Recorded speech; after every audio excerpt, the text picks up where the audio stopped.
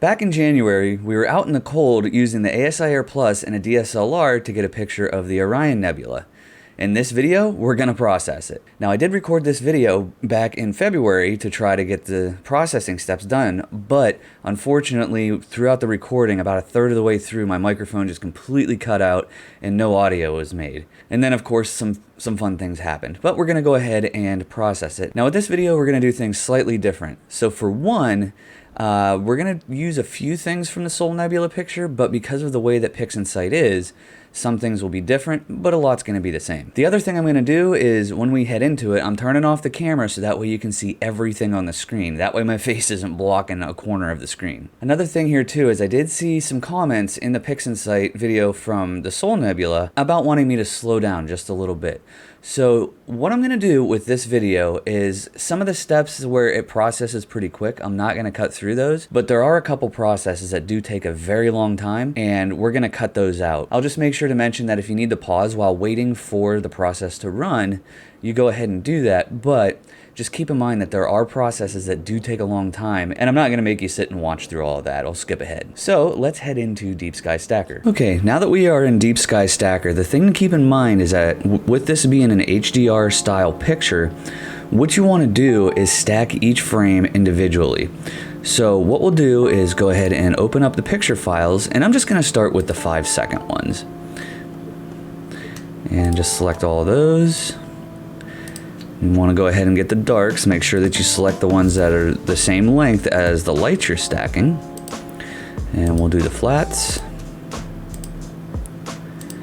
The dark flats, which are always the shortest in the darks folder that the ASIAIR puts in. Almost always anyway. And then if you took bias frames, go ahead and grab those as well. Now we'll go ahead and just find a random light and just click on it. And we can see that a little bit of the nebulosity and the core is just barely showing, but with a short exposure like this is pretty much to be expected. Okay, and we'll go ahead and just check all. And then we'll go to register. Now, I want to keep about 80% of the frames here. There are a few frames that I remember that a plane did go through or a satellite, so we want to make sure those get rejected. But we'll go ahead and play with the computation here and just get it to where it's as high as we can get it in the stars. Because this picture is so dim, we're basically going to have to go with 2%. And then we can just go ahead and use the recommended settings and put it to standard mode. I was actually working on something else there, so make sure it is in standard. And then we're going to drizzle it 2 times.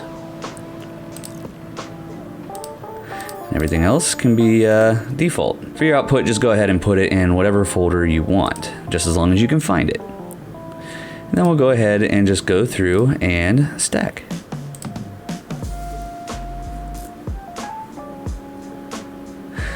Now, one thing to keep in mind, like I said, with this being an HDR style picture, you're going to want to stack each set of frames individually. We will merge them later in Pixinsight, but in order to make things a little bit easier too, once it gets done stacking, make sure you name it whatever the exposure length was. So for this one, it is a 5-second frame, so I will just go in and rename it, M42 5 seconds, just to help me know which frame is which. All right, and because you got to do this for each set of frames and how long this is already taking, what I am going to do is recommend that you pause here, go ahead and get all of your data stacked, and then we'll go ahead into Pixinsight.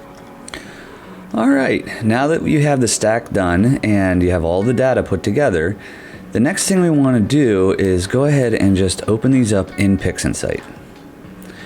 And you can just drag and drop just to open them all up.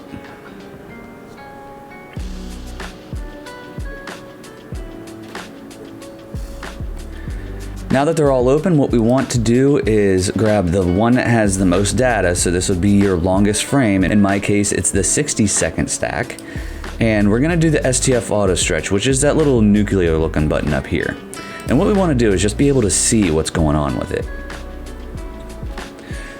Okay, and we see that there is a lot of blue here, and that was because of the filter I was using. But we can see down at the bottom here, there's a few stacking artifacts, and we want to get rid of those. But what we want to do is make sure when we crop on all 4 of these pictures, or 5 or 3, or however many images you took.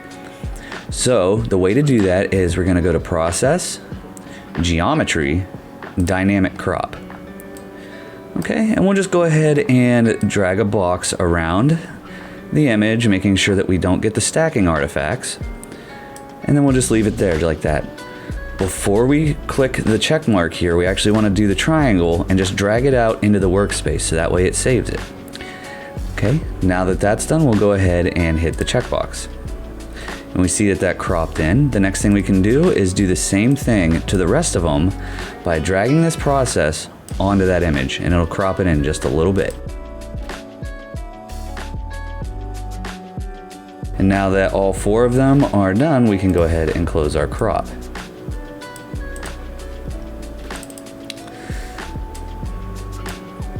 The next thing we want to do is go back to the one with the most data, and now we're going to get rid of this nasty blue and make sure the background looks okay. And we're gonna do this similar to how we just cropped. So until we merge all these, we're gonna have to do everything 4 times. So what we wanna do is go to Process, Background Modelization, Dynamic Background Extraction. Once we have Dynamic Background Extraction, go ahead and just click into there so you see the little plus sign covering the entire image. The next thing we'll do is change a few parameters here. So the first thing we want to do with this image in particular, I found that bumping up the tolerance actually helped quite a bit. So we're gonna set it to 1.5 and leave the shadows relaxation and the smoothing factor alone. We can go ahead and click this little arrow here to put that up, and click the one by sample generation. Now, the numbers I have here, 17 and 10, actually seem to work pretty well for this specific image. And what we'll do is go ahead and click generate. Now, when you're doing a background extraction, one of the things you want to look for is, as you cycle through, you want to make sure that none of these are overstars. And the way to tell is if there's a black smudge just like this one. And it's this point right here. So I'm gonna zoom in just a little bit. And we see, yeah, there's a star right there. So I'm just gonna move it to where there's no star in this box over here. And we're just gonna keep cycling through until it all looks good. Found another one, so I'll go ahead and move it. Now this process can take a while, so I'm not gonna skip it, but I am gonna speed it up. The one thing you're gonna wanna look for is that you minimize the amount of stars it's over and make sure it's not over any nebulosity, or if you're doing, say, the Andromeda Galaxy, because you can do it pretty much the same way, you wanna make sure that your object is not under one of these. Okay, now that I have this done, all the points are plotted, the other thing we're gonna do is go to Target Image Correction and set it to Division. Now we're gonna do this twice for this specific image, and the way to do that when you're doing your correction is treat it like, if you remember back in algebra, the PEMDAS acronym, division before subtraction. We want to do it just like that. It works out pretty well when you're doing your background extraction. And just like we did with the crop up here, we're also going to drag this to the workspace so that way we can apply it to the other images. And now that we have our process saved, we'll go ahead and just drag it onto that one.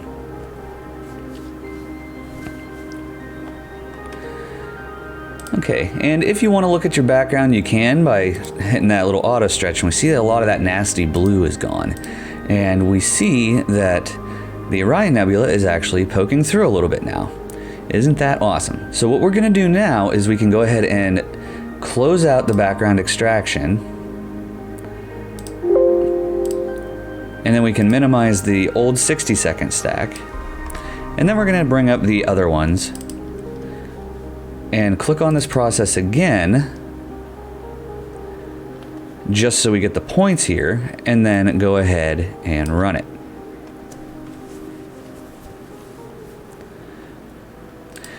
And we can see that, yeah, the blue is gone again. And our 30-second stack looks good now.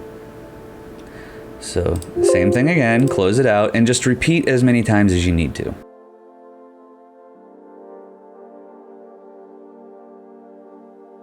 Alright, so now we have the first part of background extraction done. And we can see that, yeah, the 5-second stack doesn't look that great, but that's okay. The reason that we want the 5-second stack is really just for the trapezium here. We don't care too much about the nebulosity with this short exposure. And we can go ahead and close that out again.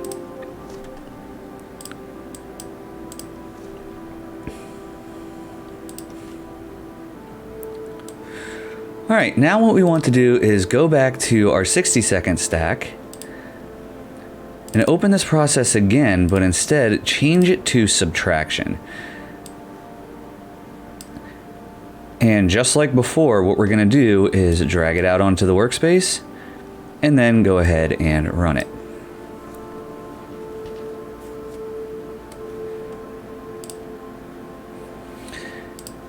And we can see, yeah, that it did get rid of a little bit of extra background. But now when we look at it, it's a little bit better. In the original DBE, what we're gonna do is go ahead and just cancel that one out. We actually don't need it anymore. And we'll go ahead and do the same thing with the other ones.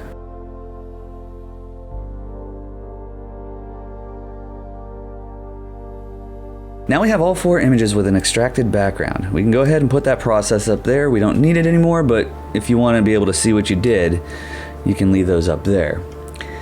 Now, we're going to go ahead and crop one more time, just like we did before.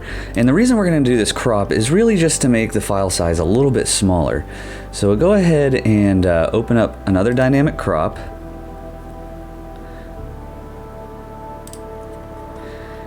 And this time I'm going to bring it in quite a bit because I really want to make sure that the file sizes stay a little bit small, and it'll just speed things up a little bit for the purposes of this video. You don't have to do this step if you don't want to, but in order to make sure things go a little bit quicker, I'm going to go ahead and do that. And we'll do it the exact same way as before.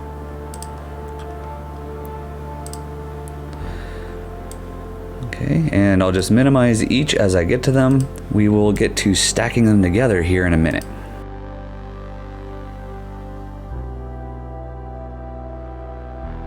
Okay, now that we already have it cropped and background extracted, the next thing we're going to do is actually merge these pictures together. And the way we need to do that first is we actually need to save them. So go ahead and open up each image and then just do Save As. And then you want to make sure the file type is an EXIF. And you can leave the name as it is if you want, or you can get rid of the DBE. It doesn't really matter because it will change later on. But go ahead and just save it. And then I leave it as a 32-bit, i.e. 754 floating point. Just leave it at default and just hit OK. And now we can actually close it because it's saved. And do the same for the other images. Now that that's done, go ahead and close that out. And then you can go ahead, if you have the original images up here too, go ahead and just close those.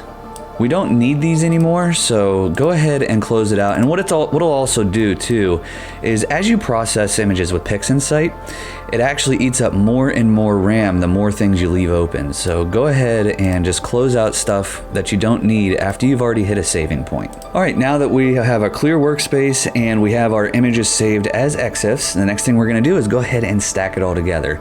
And the way to do that is go to Process, All Processes, HDR Composition. All right, and all you have to do is just open up those files. So all of the EXIFs. Now you can reorder these any way you want. It really doesn't matter. But I'm gonna do short first to long. The other thing we're gonna do here too is change a few things down in this section here. So we're gonna change the mask smoothness up to about 18. It seems to work well with this image, and the mask growth to about 2. And this kind of makes everything blend together pretty nice. After you're done with that, just go ahead and hit the circle or press F6 to apply globally. And this process can take a minute, so I recommend pausing because I'm gonna skip it ahead. Okay, now we have our stacked HDR image. Nice.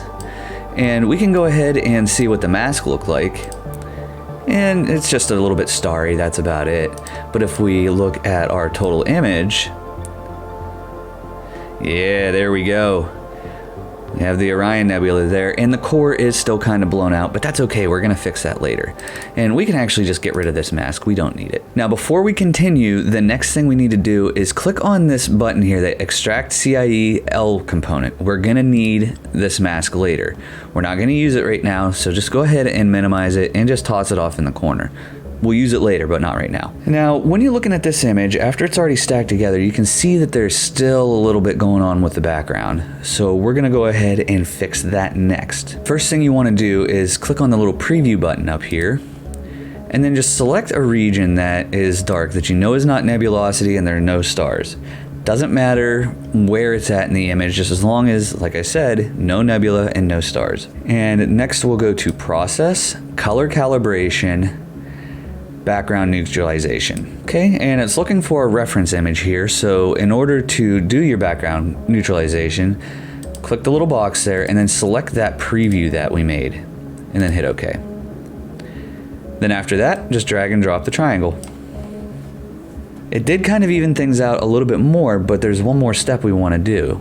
So go ahead and put that up in the corner out of the way. So the next thing we'll do is open up a preview, and we're just gonna draw a box right over the core because it's so bright.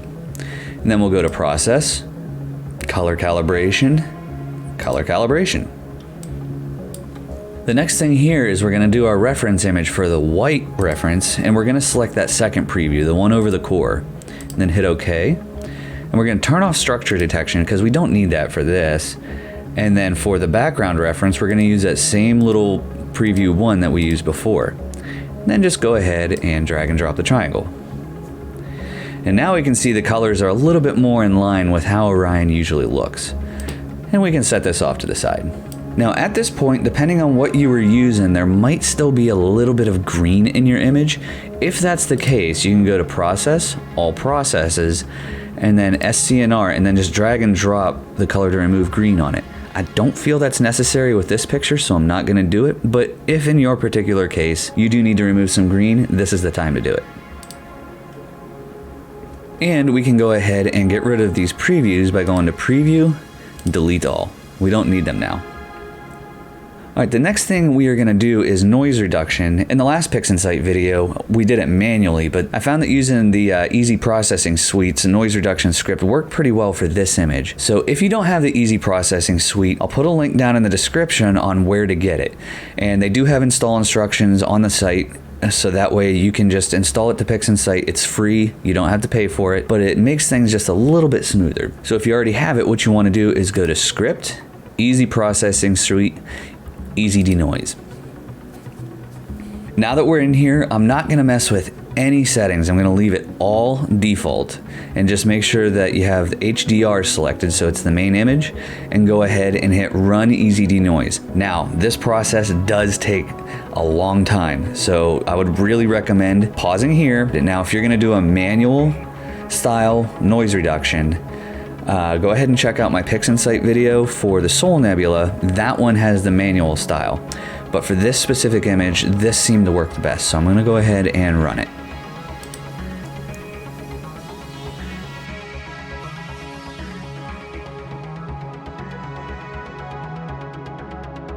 Okay, 20 minutes later, it is finally done.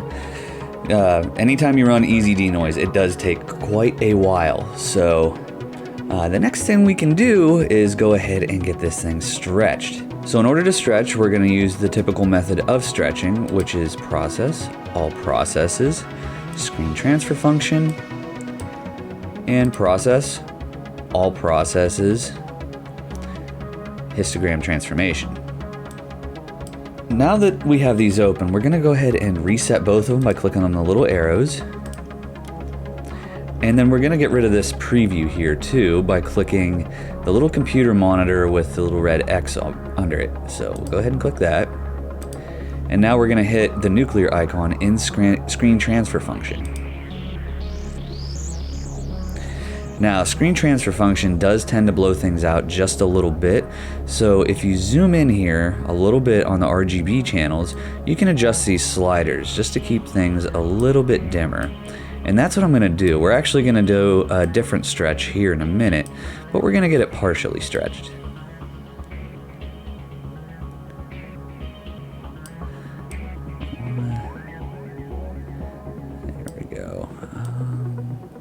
back up just a little bit. Okay. So we do want it to kind of look a little bit like this, because we're going to stretch the rest of the way here in a second. So we'll go ahead and drag the triangle over to histogram transformation, and then the triangle over to HDR. Now we have a massively blown out image, but that happens every time, so we can just click this cancel up here again, and now we have a stretched image. And for histogram transformation and screen transfer function, they are pretty much done, so we can scoot those off to the side for now.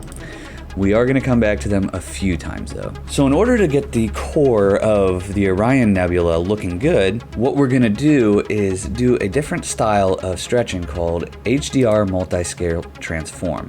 So we'll go ahead and get that opened. What we want to do is adjust the layers and apply it to the lightness. So I'm going to set it to 7 for this one. Somewhere around 6 to 8 usually works out pretty well. And then go ahead and apply it.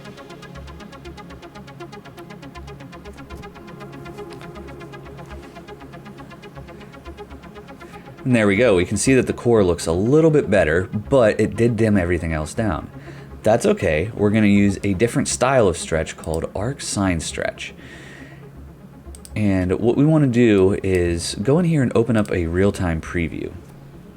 Okay, and what this does is it helps finish all of the stretching out, but it preserves a lot of the detail in whatever object it is. So with the sliders, we want to mess with the stretch factor just a little bit. And if you really blow it out, you can see what it does. So I did that intentionally just to show you guys that really small tweaks are needed. And when you do this stretch, if you see any red or green or anything like this, that is the indication that you're overstretching. So really tiny adjustments is all you need. And oh, a little too far there.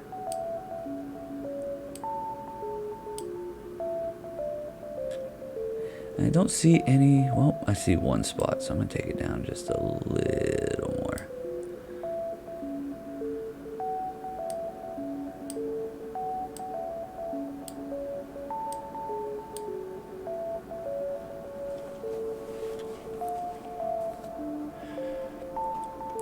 Okay, that looks good to me, so we'll go ahead and close the real-time preview, and then go ahead and drag that on there. And we got stretched just a little bit. Now we're going to go back into HDR Multi-Scale Transform and do this one more time. So just go ahead and drag it on there.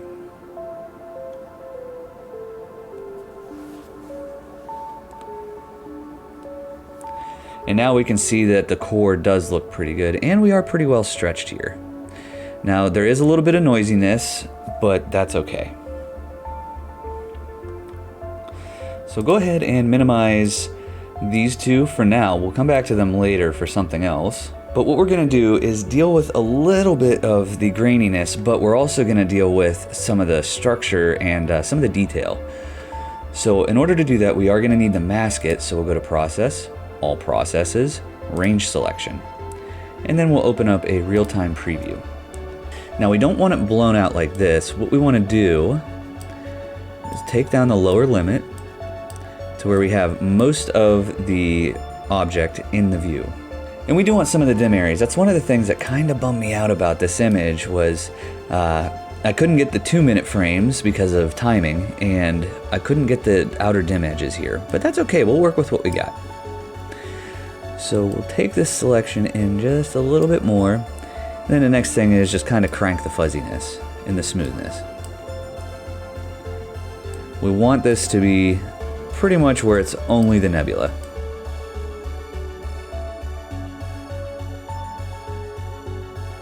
Alright, and that's the mask we will go ahead and use. So we can go ahead, close the real-time preview, and then just click the square to make a mask. There's our mask. So we'll go ahead and drag this on here.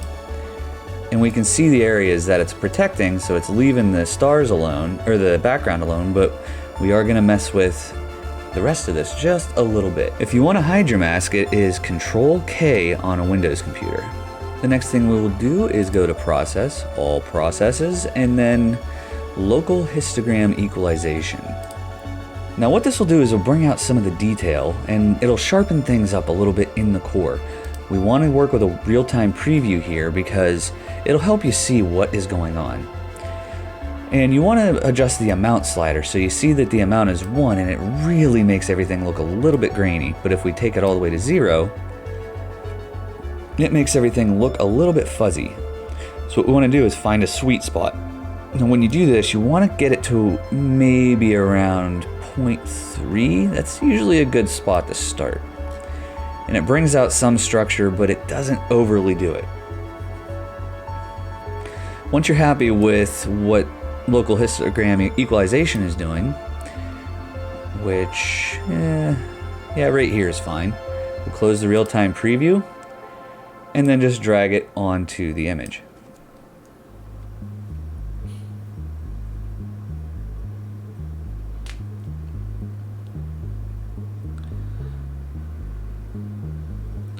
Alright, and that looks good, and we can still see that the trapezium is still showing up just a little bit. That's what we want. We can go ahead and minimize that and set it off to the side. And remove the mask. Okay, now the colors aren't exactly where we want them to be yet, so we're going to mess with the colors a little bit. To do that, we will need another luminance mask. We are going to put this one on the image. We'll minimize this and set it off to the side. Okay, now that our luminance mask is on, the next thing we need to do is actually invert it. So that is Control-Shift-I. And then we're going to hide it. Control-K. And yes, we are kind of protecting it a little bit, but we will be able to tweak some of the colors. So we'll want to go to Process, All Processes, and then Curves Transformation. Once we're in here, we'll go ahead and use a real-time preview so we can see what we're doing, and we want to mess with the S channel a little bit. We want to bring it up just a tad.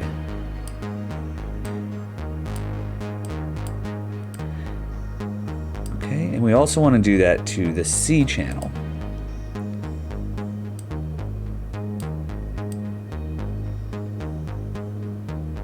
Okay, and we can see that the colors are starting to show just a little bit. And we want to do this very subtly and go ahead and apply it. And then we'll reset, and then I think I want to do just a little bit more with that. So I'll pull it up just a hair more. And do the same thing with the C.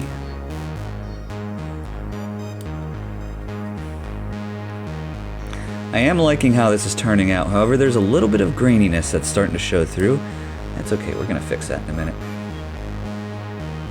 So we'll go ahead and leave that as it is. Now we have our colors.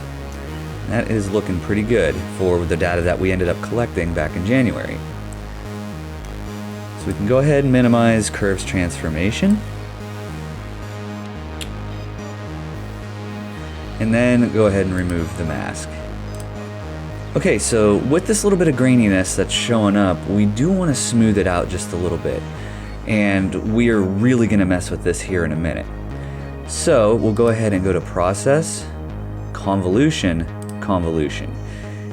And what this is going to do is actually make everything blurrier. So if we open up the real-time preview, and then just take this top slider here and slide it all the way over, we can see how blurry things get. Now we don't want to go that far, but we do want to make it pretty blurry.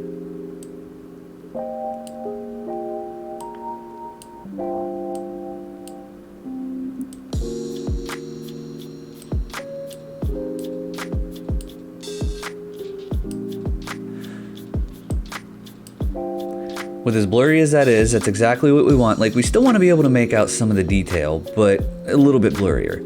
And we can go ahead and hit the square to apply. Then we can close that real-time preview and just minimize convolution, set it off to the side.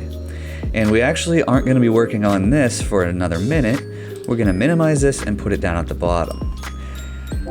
The next thing we need to do is open up that original luminance mask that we started with way back after stacking all 4 images together. And the next step here is, before continuing with this luminance layer, we're gonna run easy denoise on it just to get rid of the noise in this.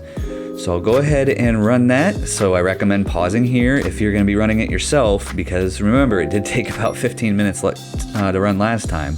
And we'll go ahead and run it.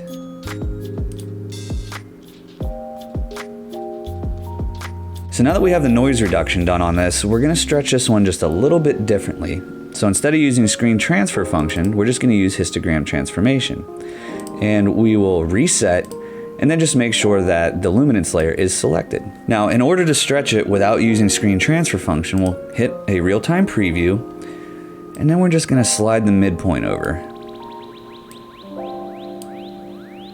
And we'll see that it's just barely starting to show up. And we want to do this until it starts showing the faint edges.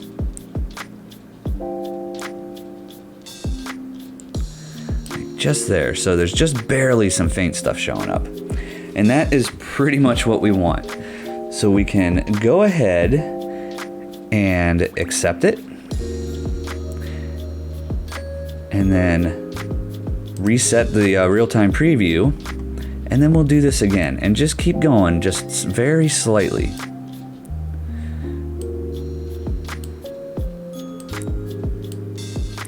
And we can see that the faint outer edges are starting to show up just a little bit more.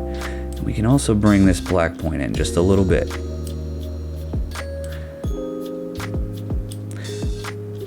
We'll accept it, reset, and do it again. We'll pull in the left edge to darken it back up, and the middle one just to brighten up the nebula. And we'll leave it at pretty much right there, so we can see the outer edge of the nebula, but the core is starting to get blown out, so we don't want to go too much further.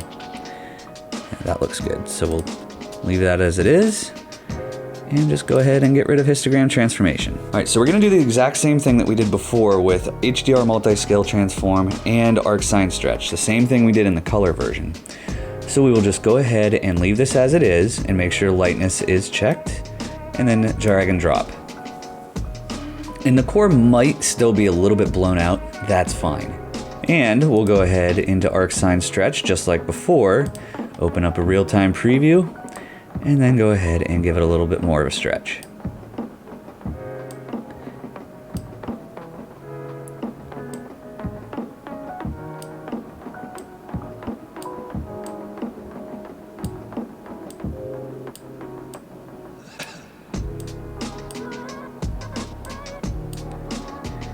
Oh, and if you look right here, it's starting to smudge just a little bit, so we'll back off that black point. Oh, not enough. A little more.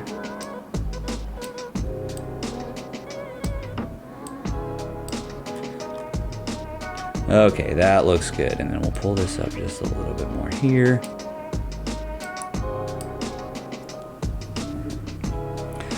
Okay, that looks good, so we'll go ahead and apply it. And then just get rid of the real-time preview and Sine Stretch, because we're not going to need those anymore.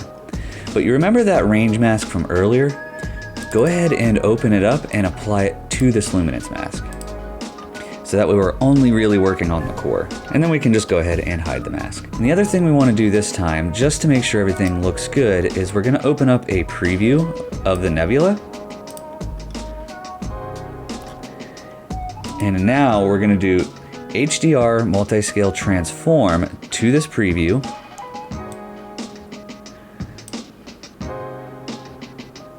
Okay, and that looks good. And we're also going to open up Local Histogram Equalization and pretty much do what we did last time. So we'll open up the real-time preview and bump this up just a little bit.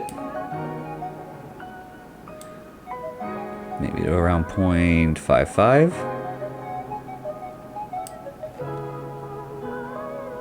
Okay, there we go. There's a little bit more detail there. I'm fine with that. So we will go ahead and go to the main image with these values for both of them and just go ahead and run it on the main luminance mask.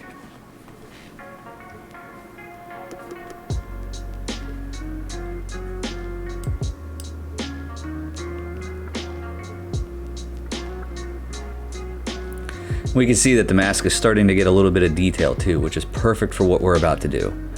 And we can go ahead and minimize all of that because we don't need it anymore. And at this point, we can also remove the mask and remove the preview because we don't need it. Now, what we're gonna do is combine this mask with this original blurry color image, and it'll sharpen things right back up. And the way to do that is go to Process, All Processes, LRGB Combination. And go ahead and reset it just to make sure everything is default. And we can uncheck these. And the easiest way to add in the Luminance layer is just drag and drop it in there. Now, before we do anything else, we want to open up one more preview just to make sure everything looks good. So we can leave things mostly as they are. However, for the saturation and the lightness, if you want to adjust it, you can. Just remember that for the saturation layer, if you want to make it a little bit darker, then you want to take it down like one notch. Like, you really don't want to adjust it too much. And then for the lightness, you can take it up just a little bit, but seriously, like one notch. And then drag it onto the preview and see how things look.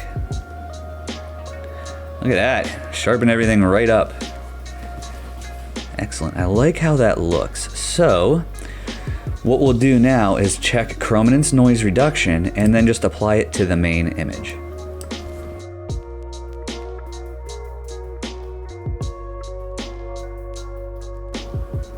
And of course we have to give it a second, but wow, look at that. That definitely brought it out. Now I do see that there's a little bit of noise here, and that's fine. With this data that I got, it could be better. But when I recorded it earlier, I actually do like how that one turned out. So that was using the exact same steps, but just a little bit of tweaking on the stretching. If you wanted to continue messing with the curves a little bit, or just doing a little bit more tweaks to the saturation, you can. If you wanted to do that, the way to do that would be to, you could get rid of the preview and then just add this luminance mask back on. And then open up Curves Transformation again. So after you have your mask on, what you want to do is make sure that it's inverted so that way it's protecting the nebula itself. And what we can do is open up the real-time preview in Curves Transformation and just bring the luminance down just a little bit. And that'll just darken up everything around the nebula, just clean it up just a little bit. Okay. And I'm liking how this turned out, at least for the purposes of this video, but definitely you want to take your time with an image like this, especially because of all the bright stuff that's here. But I'll go ahead and apply that and just leave it as it is. Now from here, if you wanted to take it, say, into Photoshop, you can. But from there, that's how to do an HDR style image of the Orion Nebula. Now, unfortunately, like I said, I couldn't get the 2-minute data that I wanted. That would have made a lot of this dim stuff on the outside so much more prominent. But that's okay. That's the fun of this hobby. I can just keep taking the same image later next year and just add to this data. But that's all there is to it. I would recommend when you're doing stuff like this, take your time. Don't rush through it. Do small tweaks with everything. For the purposes of the video, yes, I did rush, and I could do a little bit better with this image, but we're just gonna leave it as it is. If you found this video helpful, please do like, comment, and then maybe consider subscribing. I wanna thank you for watching. Clear skies.